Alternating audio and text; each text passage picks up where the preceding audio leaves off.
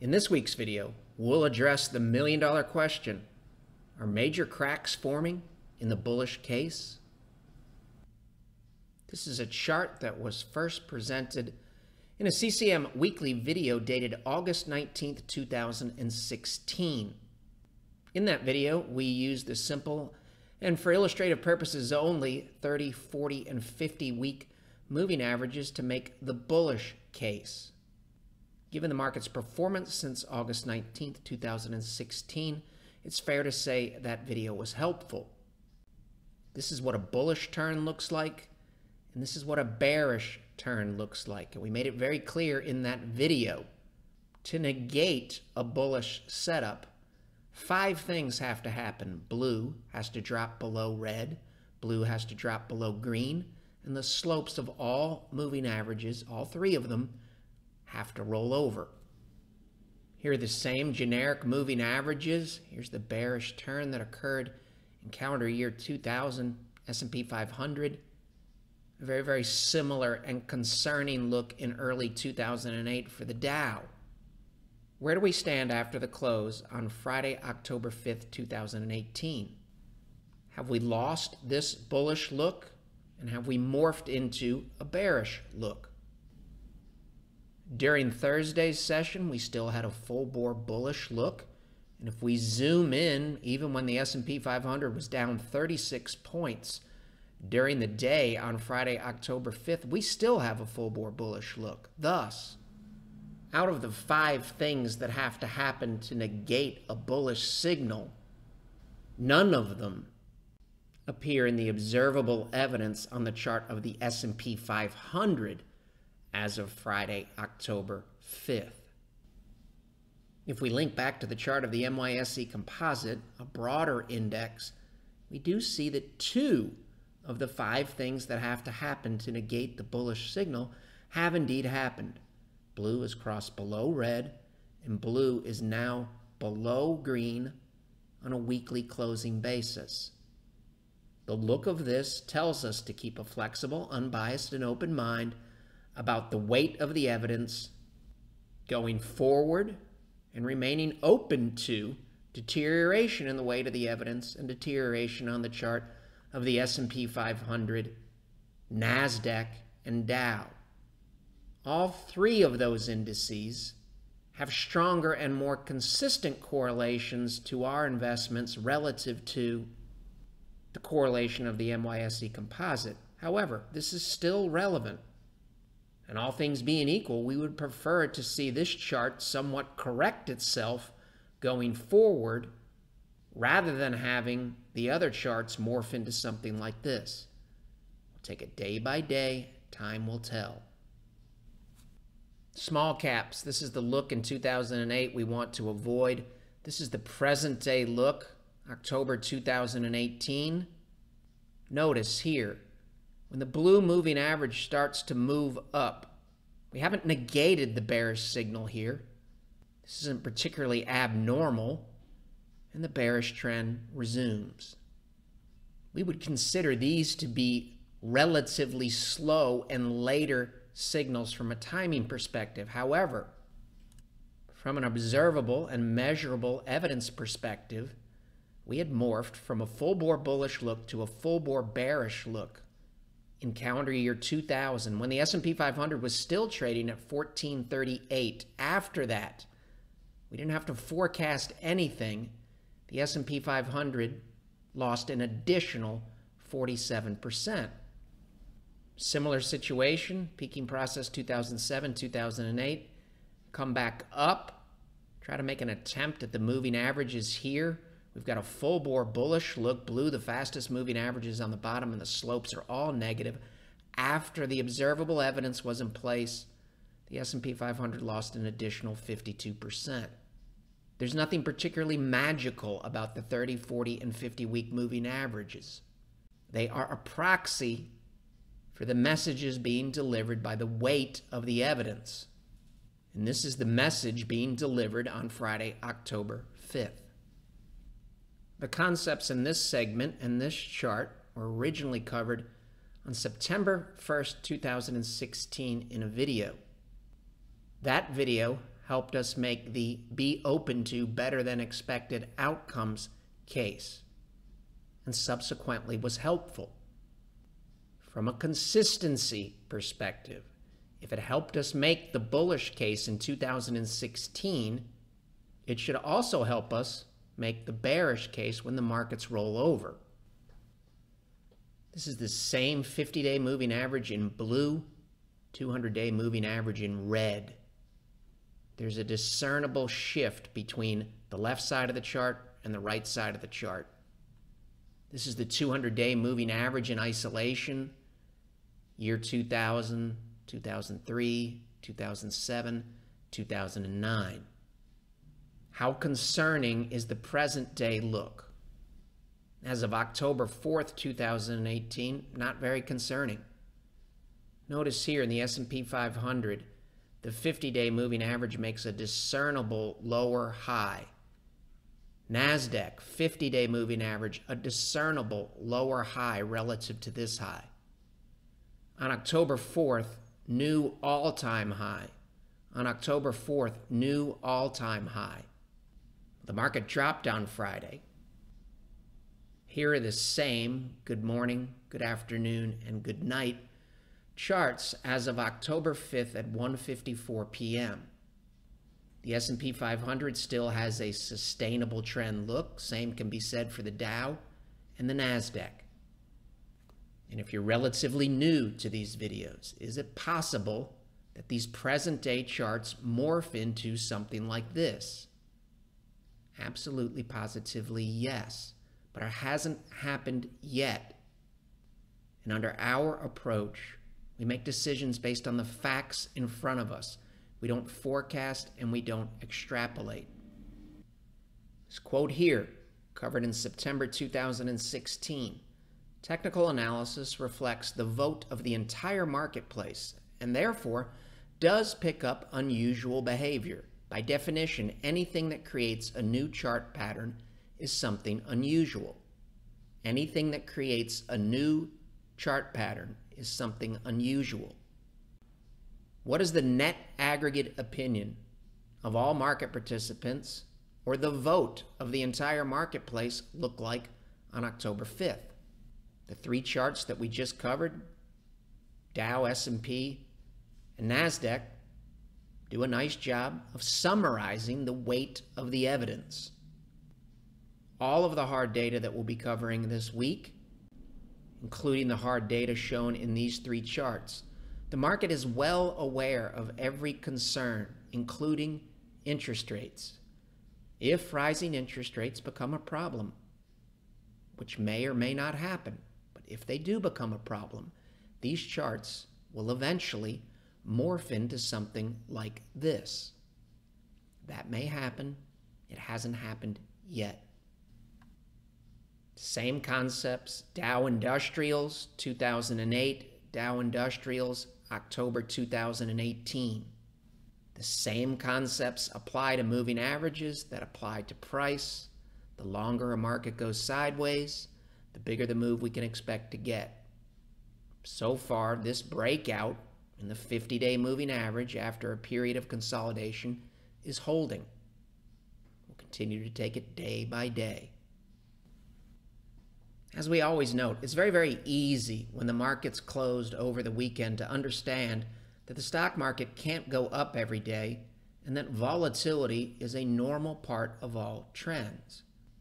If we rewind to Thursday's and Friday's session of last week, when the markets open, psychologically, it's a whole nother ball game. Based on our cost basis of our present positions, our clients are seeing the benefits of staying invested with the primary trend.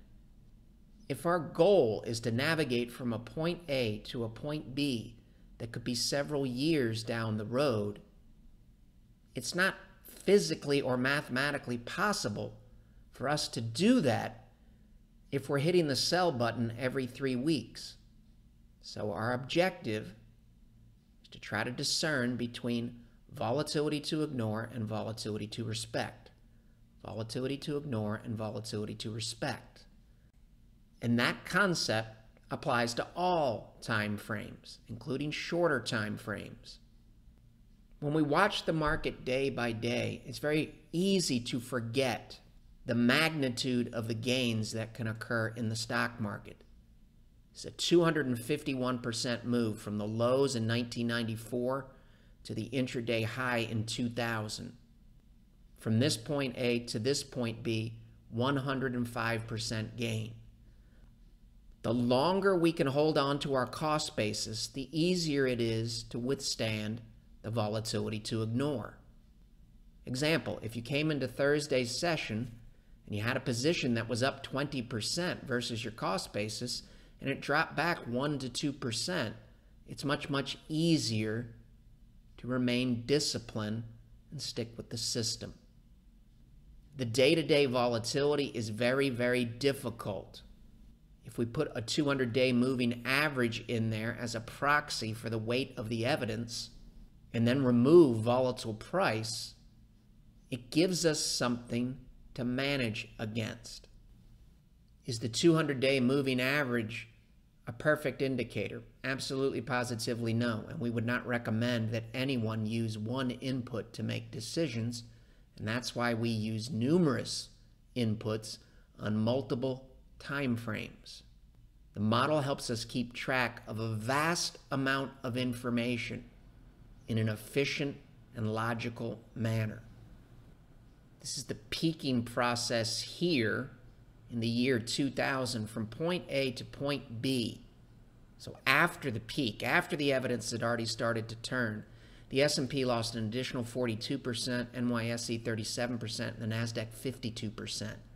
If you lose 37, 42, 52, you have to make back 59, 72, and 108 just to get back to break even. It can look very easy to be a trend follower when we review these charts with the benefit of hindsight. However, if we zoom in, this is a weekly chart. There is gut-wrenching volatility between this point A and this point B. This is 1991 here. And that gut-wrenching volatility looks even harder to deal with if we go out to a daily chart. Let's zoom in on 1 year just to remind ourselves how difficult it can be to navigate between point A and point B.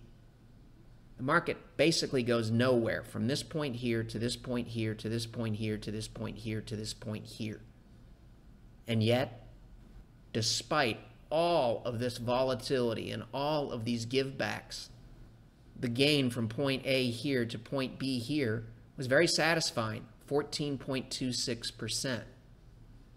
The moral of the story is that the penalty for being out of the market on the wrong days is severe, and human nature being what it is, those are exactly the days that most people are likely to be out of the market. This is an old quote, but the principles still apply to the present day. And it's important for us to understand trends can last years. And back on November 25th, 2016, we described numerous comparisons to the present day in 1994 and 1995. Really, nothing has transpired between November 2016 and the present day to really poke any holes in that theory that good things could happen for a long period of time. When we go back and look at a chart we covered dated November 23rd, 2016, it helps us from a confidence perspective relative to trying to stay with the primary trend during 100% normal and to be expected volatility. It's another example where this type of trend lasted more than 4 years in the NYSE composite. In the real world, markets can be difficult, volatile, and frustrating. This looks like a clean breakout here in July of 2016. Just reminds us it is not unusual after something like this to go into a shorter term downtrend and to retest that breakout. And a retest can even include price going back into a box. So here you have a discernible lower high and a lower low. That's just one time frame. That doesn't mean it's time to run for the exits. We have to take this in the context of the weight of the evidence. And we know, based on market history, late in 2016, despite what looks like a failed breakout here, turned out to be an excellent entry point for stocks. Something to keep in mind in the present day. Retracements are 100% normal and to be expected, and retests of breakouts are not abnormal in any way. Let's keep moving along using the weight of the evidence theme.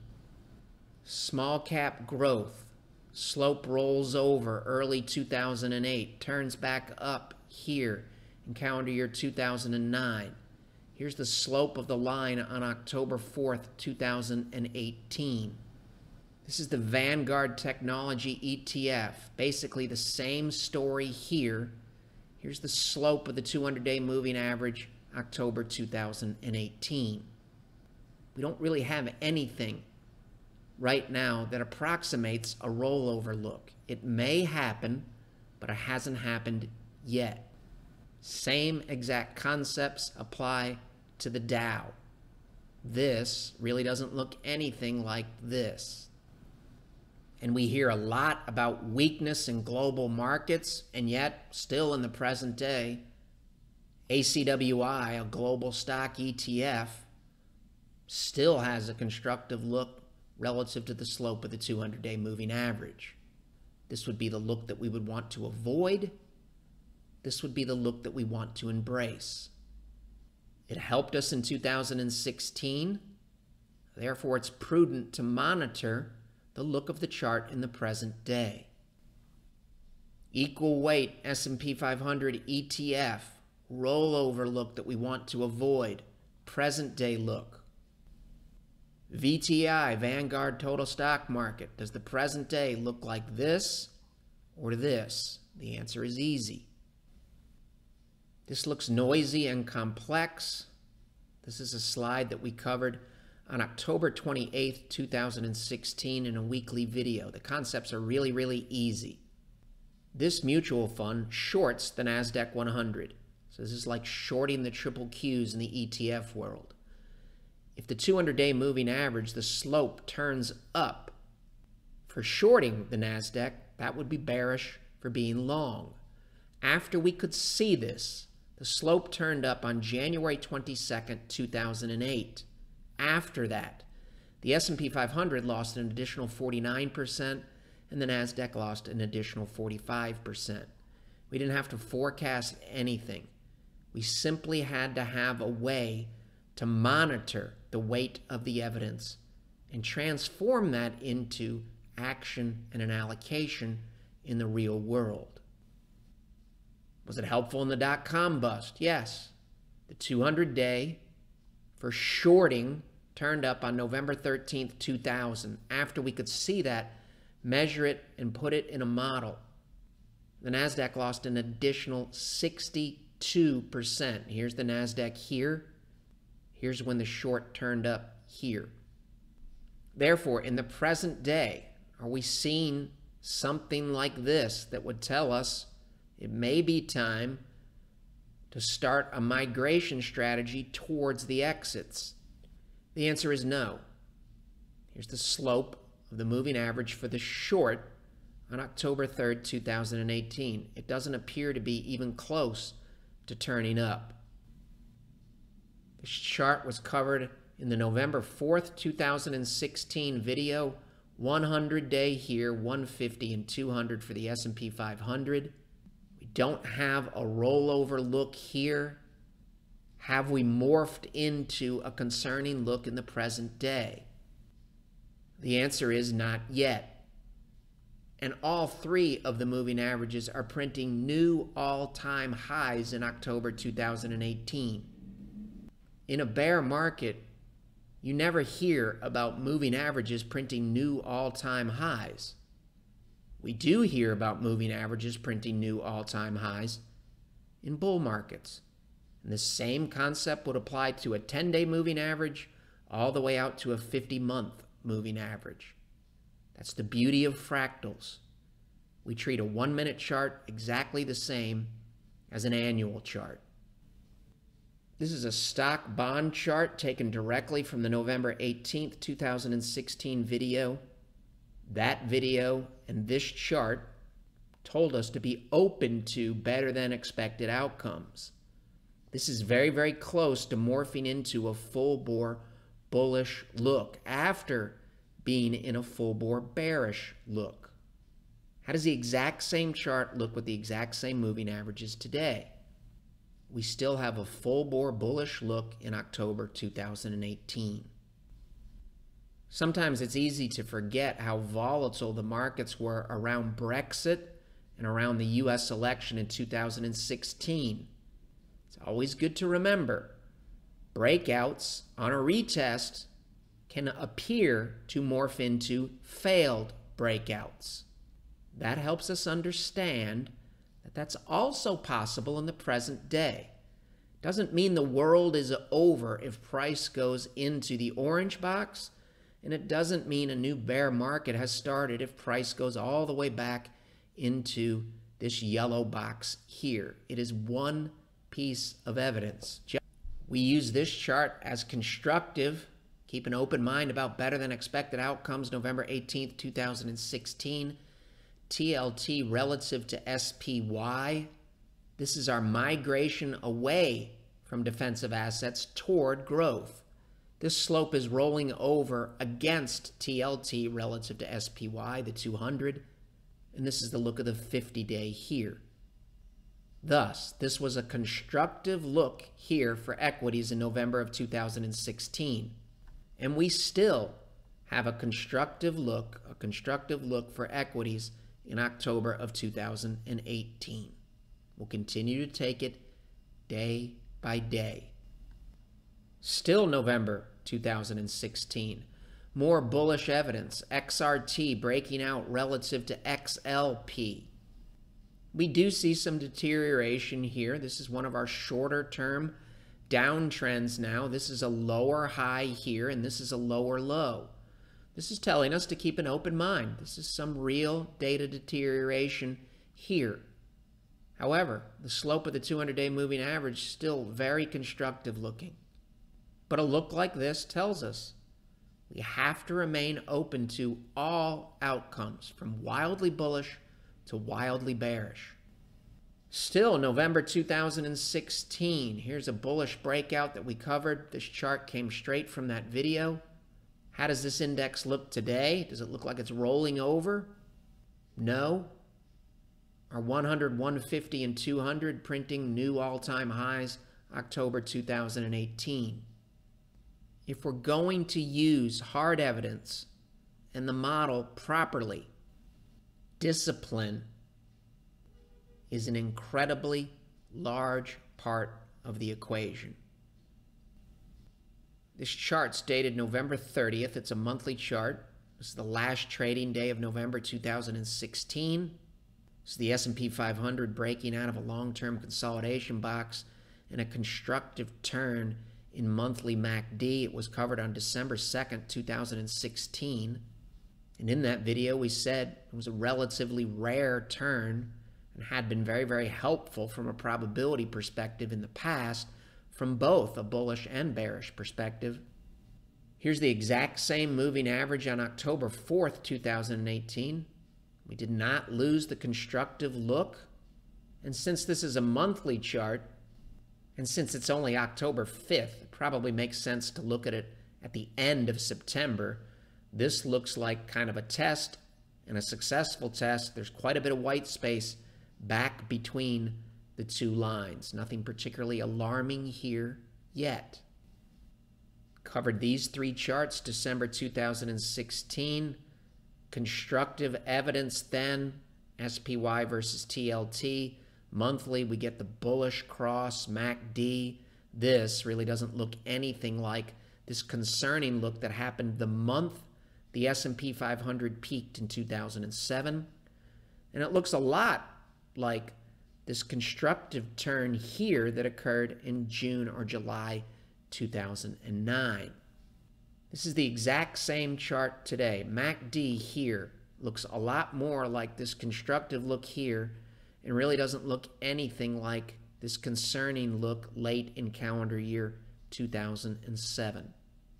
And in the present day, we know the S&P 500 and the Dow and the NASDAQ are flirting with new all-time highs. That can sound scary, which is why it's important to remind ourselves that during secular trends, this is 1982, this is 1999, stocks can literally print new all-time highs for years and years and years. Let's talk a little bit about October 1987. We covered that period in the December 16th, 2016 video. This is the slide that we covered in the December 16th, 2016 video. This is the ADX indicator for the NYSE Composite as of December 15th, 2016. Going over this in detail is beyond the scope of this week's video. So let's just summarize the findings from 2016, and then we can fast forward to the present day and see where we stand.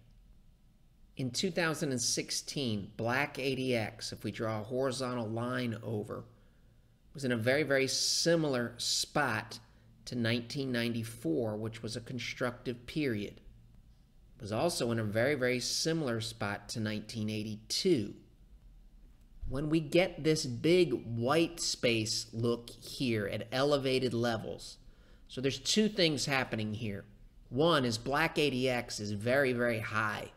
It's up in the 60s here, and it's up in the mid-50s here. Before Black Monday, look at all this white space, and look how high. This is an extended trend. Think of it this way. We're far away from a base here. We're far away from a base. We don't use ADX as a timing tool. We use it as a context tool. This is telling us to pay closer attention. This is telling us to pay closer attention. The broader NYSE Composite ran into trouble well before the major indices did when the dot-com bubble burst. And this weakening look here speaks to weakening market breadth. Thus, a fair question would be, ADX, how does it look now? Given the fact that we've rallied for almost 2 years, have we reached one of these very, very concerning, there's a lot of white space and we're at very, very high levels, look for ADX? The answer is not yet. ADX Black is still down at very, very tame levels relatively. Here's Black ADX on October 4th, 2018. This is our horizontal line here. If we move sideways, Black ADX basically at the same level in 1995, a constructive period. Stocks rallied for an additional 5 years. If we keep going on our horizontal line, very, very similar look here to calendar year 1983. Stocks rallied for an additional 17 years from this point. Does the level of Black ADX have that concerning white space? Black ADX is extended, concerning white space at high levels look, similar to the look here before the 1987 crash, and similar to the look here when the NYSE started to roll over well before the S&P 500, NASDAQ, and Dow? The answer is no. And ultimately, the takeaway is, still, 2018 looks a lot more like 1995 and 1983, and really doesn't look anything like 1987, where you're up around 60. The present day level is under 30 still. Here, Black ADX is at 54. Could we have a 1987-like event next Monday? Sure we could. But from a probability perspective, relative to the probabilities here, on a relative basis, relative to here, it's a relatively low probability outcome. It's never zero. There was one news item this week that's relevant to things that we've been covering in these videos. There's a NASDAQ quarterly chart that we've covered in past videos where we made the case that the factual evidence, the hard data that we have in hand, very, very similar to this point here. After that, the NASDAQ rallied for an additional 7 years and gained 645%.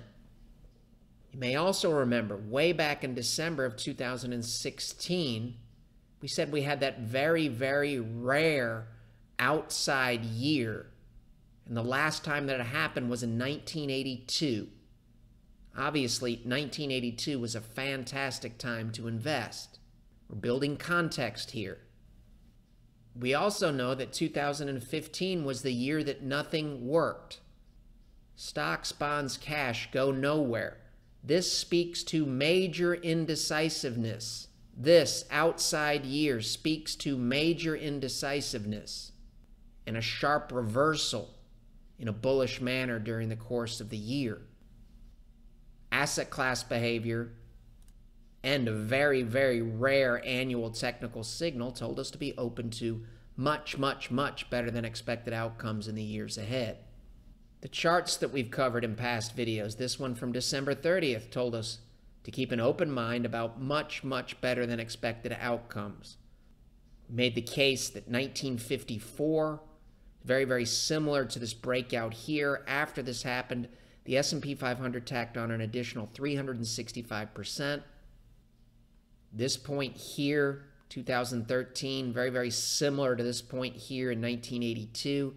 After that, the S&P 500 tacked on an additional 1,117%. And the rally lasted 19 years. Thus, it's very, very possible that if you watched this video where we talked about gains like this back in December of 2016, you might have said to yourself, Chris, you seem like a nice enough guy, but no way, you're out of your mind. A gain like that would be too good to be true. A move similar to the move from 1982 to 2000 would be too good to be true. And notice, all of those too good to be true situations were based on technicals. Well, this week we also heard too good to be true, but this time it was based on the fundamentals. As we cover these statements from Fed Chairman Powell that were made this week, this is dated October 2nd, ask yourself, do these statements and this assessment of the U.S. economy, does all of that align with the too good to be true charts that we've been covering for almost 2 years now, actually over 2 years? Powell said the U.S. economy appears to be in the midst of a remarkably positive period that is unprecedented in modern history. Unprecedented is a strong word. Back to a Powell quote. This historically rare pairing of steady, low inflation and very low unemployment is a testament to the fact that we remain in extraordinary times. And just as you might have said in 2016, that sounds logical and great, but you're out of your mind, it's too good to be true. Quote from Chairman Powell. He said, I was asked at last week's news conference whether these forecasts, economic forecasts looking forward, are too good to be true. He said, that's a reasonable question. Thus, he's making all of these statements based on economic facts in hand. Remarkably positive and unprecedented in modern history seem to align with the you're out of your mind charts that we've been covering. Let's look at some additional time frames. How do our 100 all the way out to the 290-day generic and for illustrative purposes only moving averages look at the end of the week on October 5th? Here are the same moving averages, 2:43 p.m. We have, for the most part, a full-bore bullish look.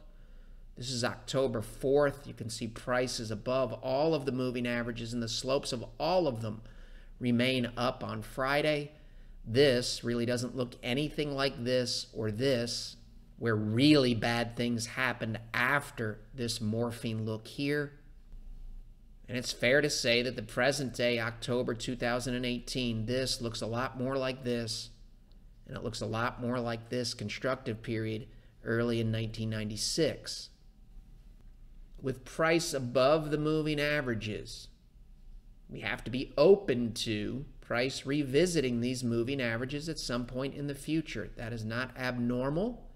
The moving averages come in between 2820 and 2690, levels that mesh very, very well with the retracements that we covered on short takes.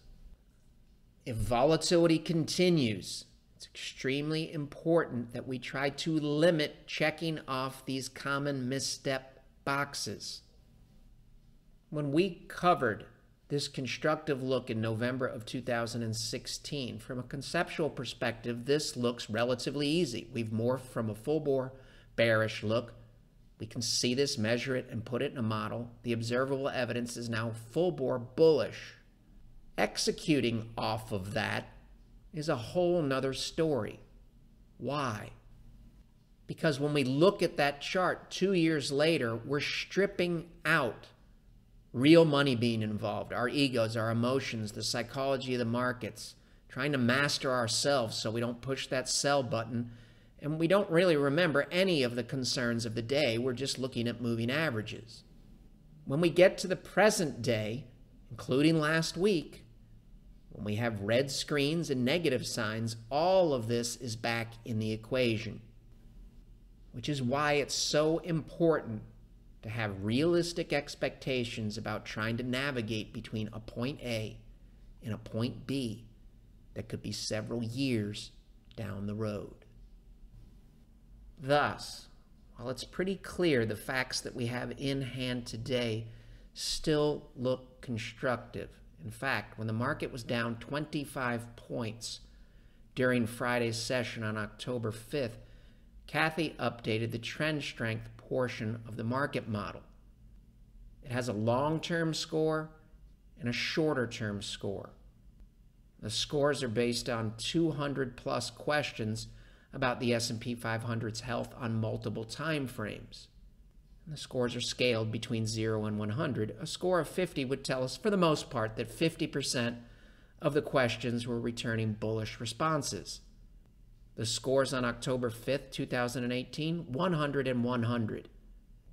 And a 100 does not equate to overbought. It equates to still constructive trends on multiple time frames. Thus, at this point, under our approach, and based on our time frames, yours may vary. There's no reason to get overly excited or sound alarms. However, it is prudent to acknowledge that even under a scenario where the market eventually goes on to print a higher high, we could still see a significant retracement. And if the data continues to deteriorate and it starts to spill over into longer-term time frames, we have to acknowledge that, and it becomes helpful. Why? Because it helps us psychologically prepare for the possibility of starting a migration process. It's day by day. Are we allocated properly based on the evidence in front of us today? If the answer is yes, leave it alone. If the answer is no, we have to be psychologically prepared at some point in the future to start making incremental adjustments. Additional information about this week's market action can be found on our blog, Short Takes, and on our Twitter feed. You don't have to know anything about Twitter, be on Twitter, or particularly like Twitter to access this page. If you Google Schiavocco Twitter and click on this link, you can bookmark this page like any other page on the internet. Here's one of the tweets that you can find in our Twitter feed if you scroll down, and it ties into this week's video. We saw some deterioration on the weekly chart of the NYSE composite. Let's go to the tweet. Is it logical to assume that every single day in a bear market, 100% of the evidence from every corner of the globe is bearish? No. In fact, that almost sounds silly. The same concept applies to bullish evidence in a bull market. We must have realistic expectations about how to properly use data. We are going to see some deterioration from time to time within the context of a bull market. When that deterioration reaches a level that requires action, then we will act. It may also be worth a visit to the new website to see the FAQs. We've got new and expanded FAQs covering traditional investing, low-cost passive investing, and the online/robo strategies that are currently in vogue. The material in this video has no regard to the specific investment objectives, financial situation, or particular needs of any viewer. This video is presented solely for informational purposes and is not to be construed as a solicitation or offer to buy or sell any security or any related financial instruments, nor should any of the content be taken as investment advice. Any opinions expressed in this video are subject to change without notice, and Shervacco Capital Management, LLC, or CCM, is not under any obligation to update or keep current the information contained herein.